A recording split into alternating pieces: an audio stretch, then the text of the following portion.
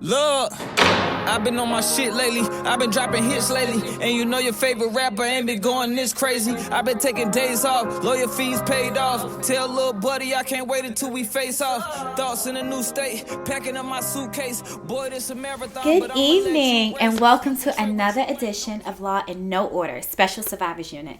I'm your host, Holly Terrain, and I'm here with the lovely Crystal Gunthrie A.K.A. Chrissy Dior, and we're going to have a conversation. Okay, so Chrissy, introduce yourself. My name is Crystal Gunthrie. I kind of have a business where I go as Chrissy Dior, and that's it. That's it. All right. So tell us a little bit about your business.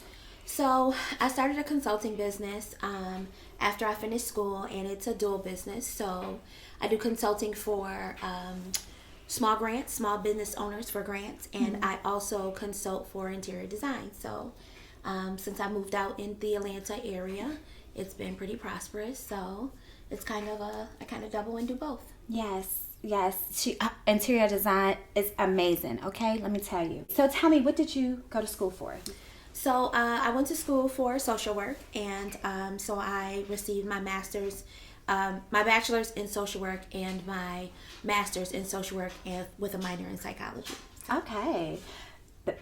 Your bachelor's is in social work. Your master's is in social work with a minor in psychology. Correct. That's amazing. What made you want to get into social work? Life. Life. Everything about my life made me want to, first when I kind of went back to school, because I didn't go back until I was older. But when I went back to school, it was kind of because I was pressured to. Okay. Like I didn't have anything going on with my life. Like it was kind of like taking a turn for the worse. So I decided to go back to school as an adult. And when I got into it, I was just kind of doing it because somebody kind of told me I needed to. But then I started to take some social work classes, and it was like, damn, this is my life. Like it was like I was diagnosing myself. So I got into it, and I did really well. I got a lot of awards, received, I was a 4.0 student, and it was because I was able to associate all of the things that I was learning with the life that I had lived. So it was like a connection for me. So I did well, and I got into an advanced standing program, and I got a scholarship for my master's called the Arthur Schomburg Fellowship. So awesome. If any minority students are looking to further their education, it's a great opportunity, and it pays for your PhD and your master's. So amazing. I was able to get into that, and I excelled in it and did very well. So I just kind of kept going and ended up with a master's. Yes. So what I did with it was I'm also, in addition to my business, I also am a child and family specialist. So I do therapy for child and family. For children and families. Yeah. Wow, that seems like an amazing career to have. However, it seems like it could take like an emotional toll on you. Does it? It doesn't take an emotional toll, but what Okay. it is it's therapeutic. And I believe, like, for women of color and families of color, it's important to have therapy. It's important to go through therapy because there's so much trauma that we have, as children and as adults, that we don't address because it's so normal to us. Right. So it's important to have someone who reflects us. It's important to have someone who looks like we do and hasn't read what we should be doing in a textbook, but has lived it a little and has a little knowledge behind it, because a lot of people who I work with can see clearly through other people, and that's why they turn down therapy. But when you look at someone who looks like you and have been through some things that you've been through, you can kind of like connect with them a little better, and so that's just kind of what leads my success as a therapist. Yeah. Awesome. Yeah, I need to I need to lay down on the couch and get some sessions in. It's not just you. Everybody does. Listen, yeah. So we're gonna definitely talk about that. Book some sessions. So you said a lot of important things there. You talked about how important it is to be a reflection of probably a situation or something that somebody is going through, so that they can identify and feel more comfortable opening up to be able to work on the things that have caused issues in their lives. And you are more impactful being that you have had these experiences and not just read it in a textbook. Right. That's very important. So can you share a little bit about how did we get here? If we go back a little bit. Sure. Yes. I entered into the justice system very early. I, as a child, frequented many different foster homes and residential facilities. And so, just as a kid, I learned a lot of bad habits. And so, it almost became evident that I would not, excel in life, I experienced a lot of trauma within those foster homes. I've experienced a lot of different things that made me an angry child. As a child, it was like I had become accustomed to like bad behavior, and it was a lot of it was because I didn't have much guidance. Like, when you're gone from foster care to foster care and you have to fend for yourself at a very young age, you just develop things that, you don't even understand at the moment are as traumatic as they are to you, but you just learn them because it's almost like it's what you have to do, So a lot of those things that I experienced as a child kind of led me into the wrong path. So very young, I had a couple of misdemeanors, some jail time. I served a little time in jail. It wasn't a lot of time, but it was enough time for me to say, I gotta do something else, because this isn't the life that I want to live. Right. So it was almost as if those experiences I had as a child kind of made me stop me in my tracks so that I could change and do something better, as an adult. Right. And it kind of carried over to adulthood, but eventually, I learned the right way, but it's kind of difficult when you don't have that guidance or, that path. So it was just kind of like, just a way of life for me. Okay. Okay. So you talk about your experiences as a child in different institutional systems, detention centers, foster care, and things like that, because of some of the choices you made by not having the proper guidance that you needed to just go on that right path. So, but obviously something happened, right? Is it someone you met or a situation that happened that caused that transition? Because at some point you said, this is enough. I need to do something different. Tell me about that moment and what that was like for you.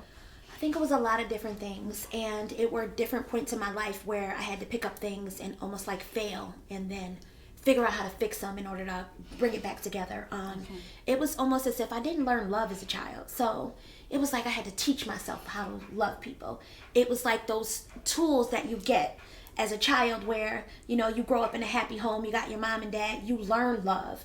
Well, that's not it for everyone else. Like some of us, very young, when we are in the world fending for ourselves, we're learning things and we don't have those things that everybody else has. But what I pride myself in is, what I say to myself is, God didn't give me the people, but he gave me the tools. Yes. So he gave me the tools to be able to figure it out and get past it, but it took a long time.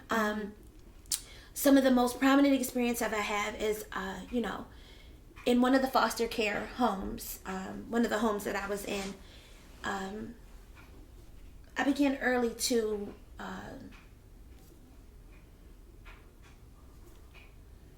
realize that everybody wasn't good, Right. And even though you have these foster care parents that they sign up to get children, like some of them don't really want them. It's about money, and it's about the things that they can get from having the child and not necessarily caring for the child. Right. In some instances, we were put in a lineup, and men would get to choose which one of us they wanted to select to sexually abuse us. And when you have that happen to you as a young kid, it takes something away from you, Yes. And it takes away the feeling of love. Like you don't feel that. You feel like it almost felt like sex was a disgusting bad thing. It Right. wasn't something that happens when you love someone. It was something that was almost a punishment. Right. So it was fighting through all of those things, all of these traumatic instances as a child, and trying to get through them and struggle through life, on my own, pretty much on my own. And it was like a lot of people who were in my way, who little pieces of everything that they did kind of stuck with me. I remember in one of the residential facilities, I met a social worker who was so invested in me. She saw things in me that I didn't see in myself. And at this moment, I'm an angry child. I'm a fighter. I'm angry. It's fight or flight for me because, that's just what I learned.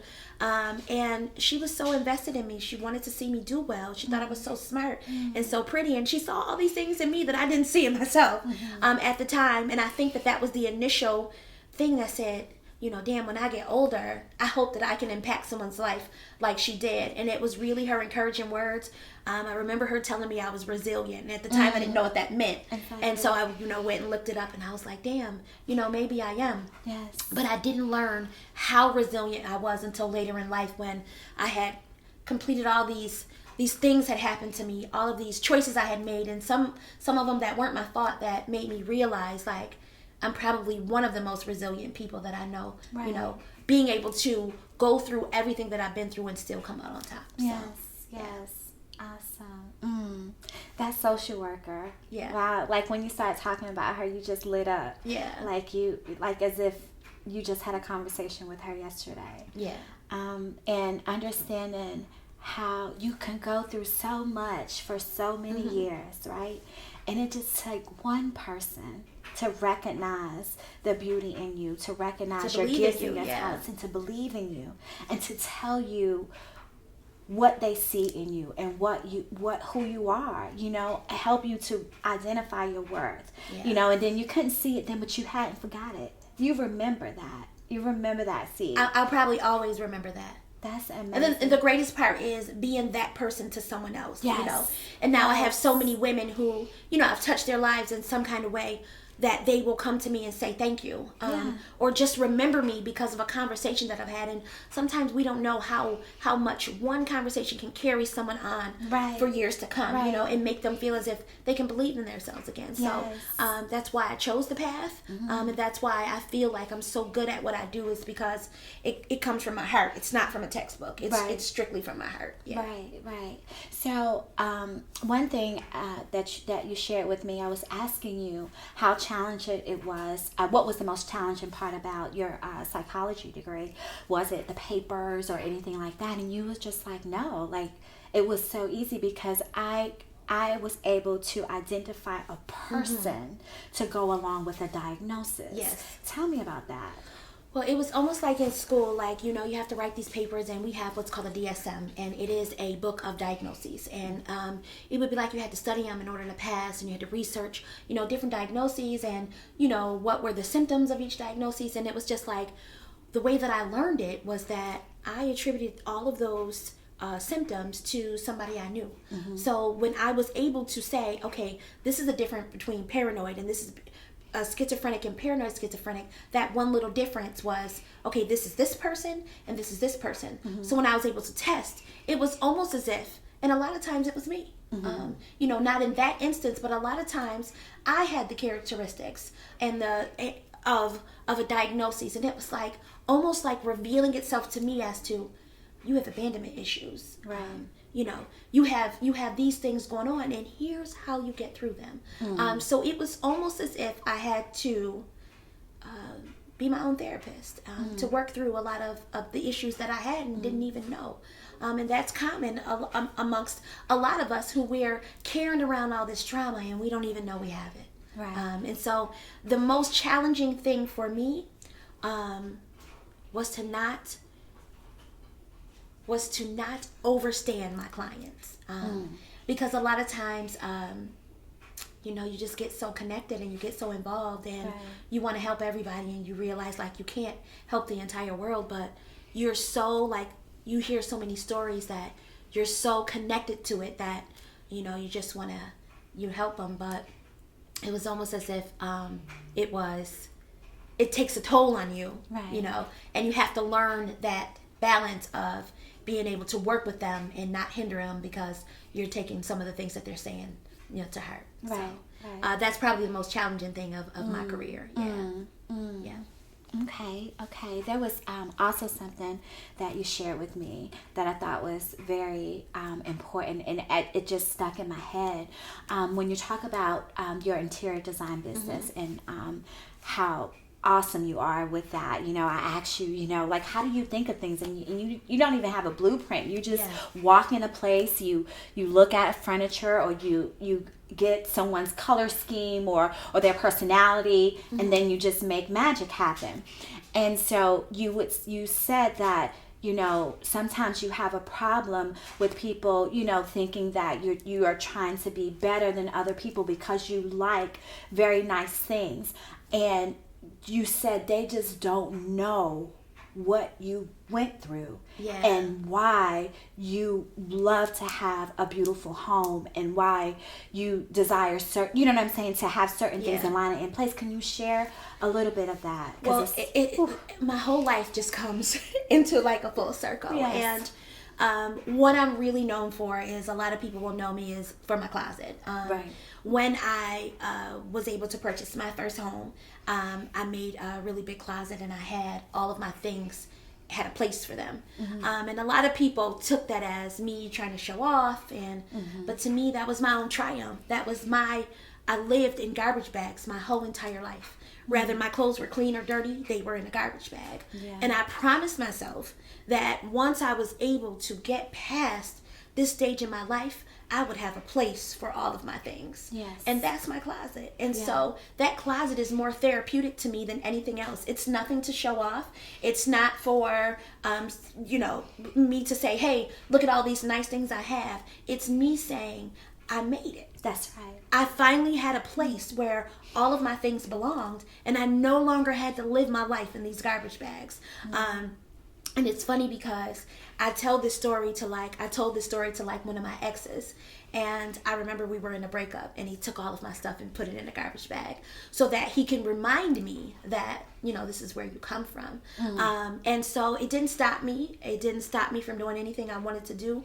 I continued to believe that I'm going to find my own and have a place for all of my things, and I would no longer live in garbage bags. That's so right. To this day, I have like an issue with garbage bags because for most of my life, whenever it was time to go to another foster home, to another treatment facility, wherever I was going, everything I owned was in a garbage bag. And that's kind of my whole thing. And me having a nice house is because it's what I always dreamed of. I never had anything of my own. I never had family of my own. I never had anything that belonged to me. So my house is my sanctuary. And so I kind of got into design because I always wanted to be able to walk into a home and feel as if it were mine and I was comfortable. And I did everything I could to make that happen. So there is, the things that I have are much deeper than surface. Like they're not just because she's got this closet because she wants it. This closet represents my struggle and my triumph. And that's kind of like what it is for me, And I had promised myself also that I would never buy any kind of designer until I had a closet to put it in. Right. Because it was like, I watch people have Louis bags and Gucci bags and they're all shoved in this little closet that they have. Yeah. And for me, it was like, you made it when you have some place where you can buy those things and you got a place for them. Exactly. So that's kind of what I promised myself I was able to do. And when I did, I just felt like I had conquered the world.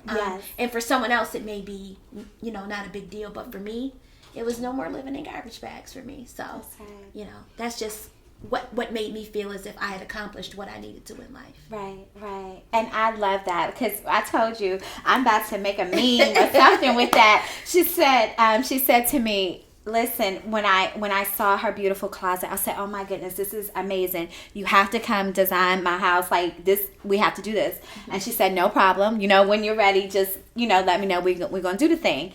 And I said, she said, but one thing's for sure, I didn't buy not one Gucci bag until I had a house to put in it. And I said, well, I definitely have to make a meme for that, right? Didn't buy not one Gucci bag till there was a house to put in it. That's just amazing because sometimes people have those priorities kind of twisted. They want to, kind of look like you're winning when you're not really winning.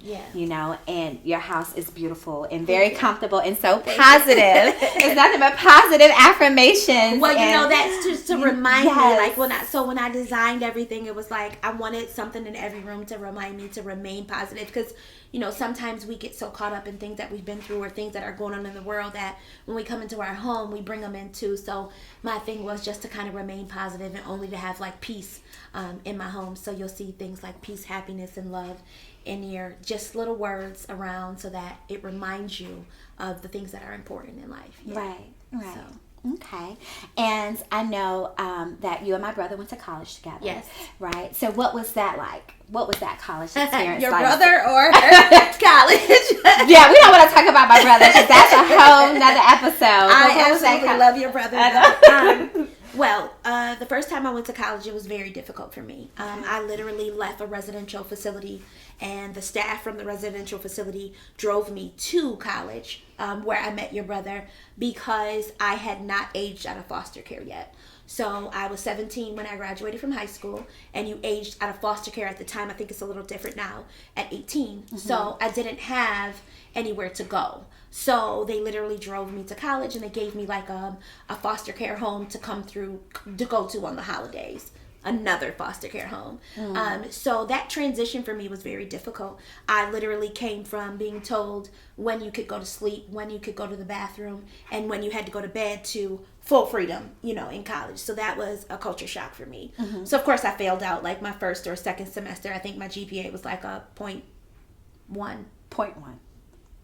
Wow. 0.1. Because being in this childhood of abuse, sexual abuse, emotional abuse, physical abuse, and now you are an angry child, and now you go to college and you're around people who are scholars, but your mindset is still in that residential facility. Right. And unfortunately, what I learned was fight or flight. And there were many instances where I didn't even want to fight, but I had to, because this is just what it was, you know. And you had to prove a lot of things, and of course I was young and little and light skinned, and everybody thought, oh, let's try her. Yeah, exactly.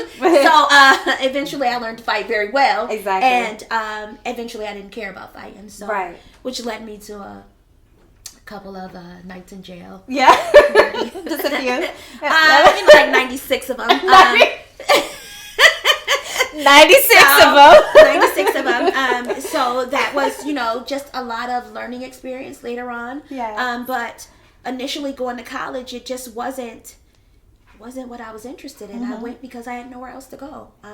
And it was like, you know, you expect me to perform, and I don't even have the tools. And shortly after I'd gone to college, I actually ended up having a baby. So I had my son. Very young. I was 19 years old. 2 years after I had been released from the residential facility. And it's kind of how I met your brother. Is his father and your brother were frat brothers. Okay. So I had my son, but it was probably the most difficult thing I've ever done, because at that time I had no idea how to love him. You know, we think that love is something that's learned behavior until you don't have anybody to teach it to you, and then it's not so learned behavior. And so I had a kid and had no idea what to do with it. So I struggled for years to try to figure out like how to love him, because I didn't even know how to love myself yet. So that was probably the most difficult stage of my life, because no support, you know, no grandparents to really say, hey, you know, can you guys help me with this kid? It was just kind of like me in a world trying to fend for myself and fend for him. So his father was great. He was great. He was just a great dad. He had married a wonderful lady, and they had a stable home. And selfishly, I decided that I wanted my son to have that stability that I couldn't provide him.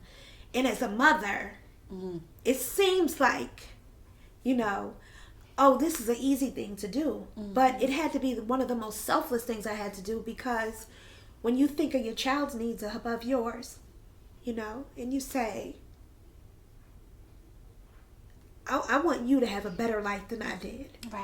So I'm going to put you in a position to, even if that means you get all the backlash of not being a great mother, but no one understood that I didn't know how to love him. I didn't know how to love me. So what could I provide to this child at that time? And I think even now, 25 years later, I'm still struggling to prove to him that I didn't know. Yeah. And you don't know what you don't know until you don't know it, and it's like, some people are going to look at this and say, how do you not know how to love? Well, I've never been in a loving situation. Yeah. Everything I've been in was a situation to where I'm stuck here because no one else, wanted me. No one else wanted to deal with me. So there was no love in my life. There was no hugs in my life. It was abuse. And I knew not to abuse, but I didn't know how to love. And so that was a struggle for me. I literally had to research, how to love. And I don't believe that I learned how to love myself until maybe 10 years ago. To say, wow, loving yourself is putting yourself first, and I put everything else in front of me and in front of my son because I just didn't know. And it's not an excuse. It's just what it is. And a lot of people will never understand that. Right. And sometimes I don't think he does. But I knew that for me, no matter what anyone said about me, my son grew up in a home where they sat down and they ate dinner together, and he didn't have to worry about anyone abusing him. He didn't have to struggle with me. Right. He didn't have to worry about when his next meal was going to come from. He sat at a table every day, went to bed at night, and, was able to go through life with very, very minimal scrapes and bruises because I made a decision that was the best decision for him. But everybody won't look at it that way. So that story is extremely emotional because I'm falling right now. I don't know why I don't have the tissue. Why did it not bring tissue? I'm terrible with this. Oh my goodness. If it was the one thing that I could change, I would just learn how to love better, faster. And I didn't do that. And so that was one of my biggest regrets in life. Real shit, I could have been rich 3 times. I'm not the only one that wish life had a rewind. I'm not dwelling on past things, but it's hard to get past things. Hip hop's mind, rebirth of the past kings. God. Please God, that is.